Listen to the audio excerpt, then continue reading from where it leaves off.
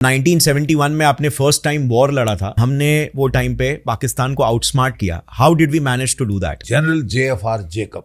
बहुत कम लोगों ने ये नाम सुना है, बट मैं आपको बता दूं कि जो असली श्रेय जाता है प्लानिंग का इस पूरे ऑपरेशन की, वो JFR जेकब को और जनरल जो एक है इंदर गिल जो कि DGMO होते थे, इन दो को जाता है. तो ये तो बिल्कुल क्लियर था कि हमारा प्रायोरिटी एरिया बांग्लादेश होगा, ईस्ट होगा, और वेस्ट में हम एक होल्डिंग डिफेंस अख्तियार करेंगे, ऑफेंसिव डिफेंस. तो ये ईस्ट वर्सेस वेस्ट थिएटर, ये प्रायोरिटाइजेशन तो हो चुकी थी. Okay. अब बांग्लादेश के अंदर सेंटर ऑफ ग्रेविटी क्या होगा? जब हम ऑपरेशन लॉन्च करते हैं तो भाई फोकस एरिया कौन सा होगा? तो वो दो थे. एक था कि या तो हम जाएं ढाका की राजधानी की तरफ, लेकिन एक और स्कूल ऑफ थॉट था कि नहीं साहब, पाकिस्तान की सारी रसद, सप्लाई, आर्म्स, एमुनेशन वेस्ट से आ रहा है, समुद्र के रास्ते. तो जो चिटागोंग और खुलना की बंदरगाह है, वो की सेंटर ऑफ ग्रेविटी हैं. वो हमारे हाथ आ जाए तो ये फाइनेंशियली क्रिपल हो जाएगा, ये क्रिपल हो जाएगा. नाउ ये जो स्कूल ऑफ थॉट था, सेकंड स्कूल ऑफ थॉट, ये आर्मी हेडक्वार्टर्स में general KK Singh, director general military operations होते थे. वो उन्होंने मानेकशॉ को, फील्ड मार्शल सैम मानेकशॉ को कन्विंस कर दिया था कि ये सही अप्रोच है. तो जब उनकी ईस्टर्न कमांड में इसके ऊपर डिस्कशन हुई, बातचीत हुई, तो ईस्टर्न कमांड में तब चीफ ऑफ स्टाफ से जनरल JFR जेकब. बहुत कम लोगों ने ये नाम सुना है, बट मैं आपको बता दूं कि जो असली श्रेय जाता है प्लानिंग का इस पूरे ऑपरेशन की, वो JFR जेकब को और जनरल जो एक है इंदर गिल जो कि DGMO होते थे, इन दो को जाता है. तो ये दोनों कहने लगे नहीं साहब, जो ढाका की राजधानी है, सारी जो रोड्स हैं, सड़कें हैं, वो वहां आके कन्वर्ज होती हैं. ये हब ऑफ कम्युनिकेशन है, नंबर 1. नंबर 2, वहां सरकार की सीट है. पॉलिटिक्स वहां से चलता है. You know, that is the command and control centre. Right. और उसके बाद जो ईस्टर्न आर्मी कमांड जो पाकिस्तान की थी, जिसके जनरल नियाजी साहब वो करता धरता, वो वहां उनका हेडक्वार्टर है, ईस्टर्न आर्मी कमांड. सारा नर्व सेंटर वो. इसको आप हिट कर दें तो अपने आप बाकी सब कोलैप्स हो जाएगा. और बड़ी सही बात कही जनरल JFR जेकब ने कि जितना आप अपने ऑपरेशन दक्षिण की तरफ करेंगे, नदियों का पार्ट चौड़ा होता जाएगा. जब वो समुद्र के पास जाती हैं, वो शुरू में 6 से 8 किलोमीटर का पार्ट होता है, समुद्र के पास जाके तो 50-60 किलोमीटर का हो जाता है. उसको पार करना, उसमें ब्रिजिंग करना असंभव है. यू नो, बहुत प्रॉब्लम आपको आएगी, कीचड़ भी ज्यादा बढ़ेगा, स्वम्पी एरिया में आप जाएंगे. And he was absolutely right. और फिर धीरे धीरे उन्होंने सैम को मना लिया और उन्होंने ढाका की राजधानी को की सेंटर बनाया. और ईस्ट से जनरल सगत सिंह आ रहे थे और वेस्ट से आ रहे थे अपने जनरल टेपी रायना, जो कि 2 कोर के कमांडर थे, और वहाँ 4 कोर कमांडर थे वो. और नॉर्थ से फिर हमने हमला किया. सबसे जो पहले पहुंचने वाले जो थे ना, वो बहुत स्पीड पे बड़े जनरल सगत सिंह.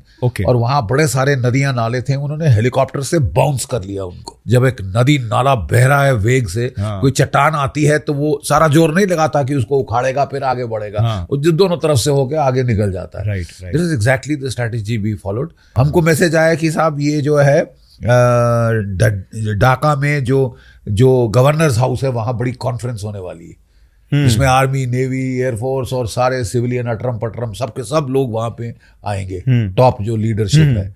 तो हमने अपने 4 जहाज भेजे, MiG-21, वो रॉकेट से लैस.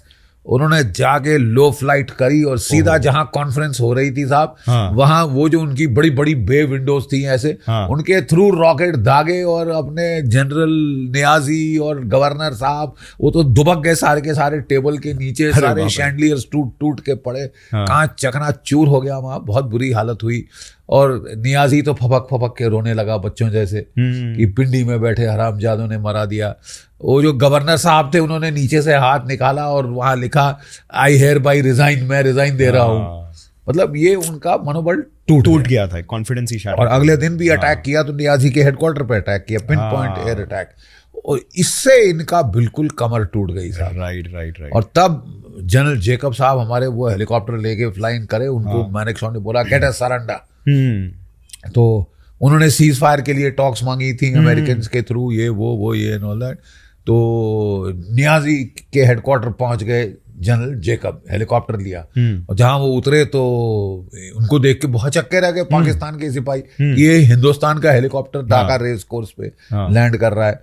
तो वो ऐसे मुंह ताक रहे थे, तो उसने come here, you know, he was a great bully जिसको बोलते हैं ना, तुमको देखता नहीं जनरल ऑफिसर सैल्यूट नहीं करता, सैल्यूट करा, ये सिखाया है तुमको? तो उन्होंने सैल्यूट कर दिया, बोला हमको ले जाओ तुम्हारा नियाजी साहब का हेडक्वार्टर। तो वो बेचारे जीप ले आए, उनको ले गए।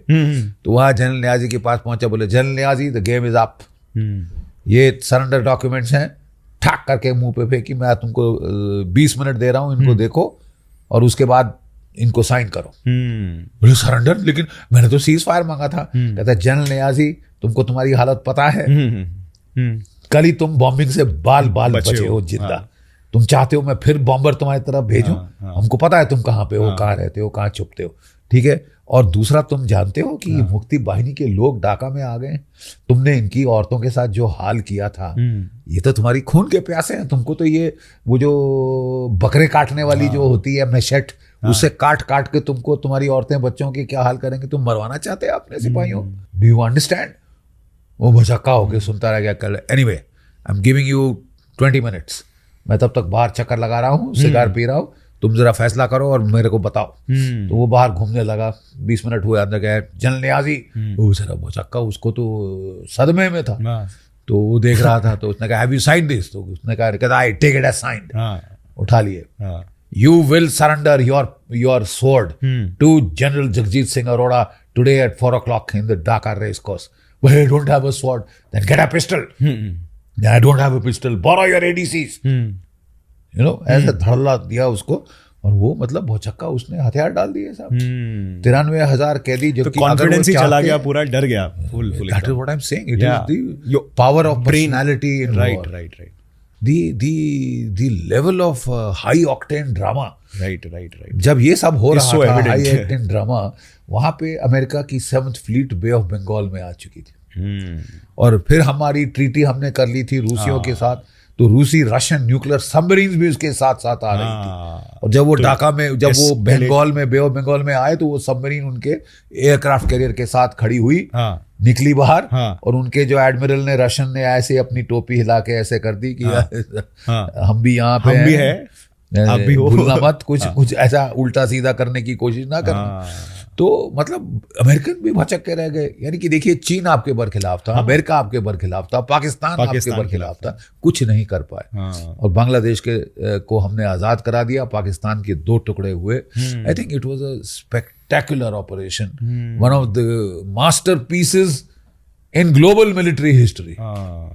ना सिर्फ भारत के सैन्य इतिहास में, दुनिया के इतिहास में एक मास्टरपीस माना जाता है।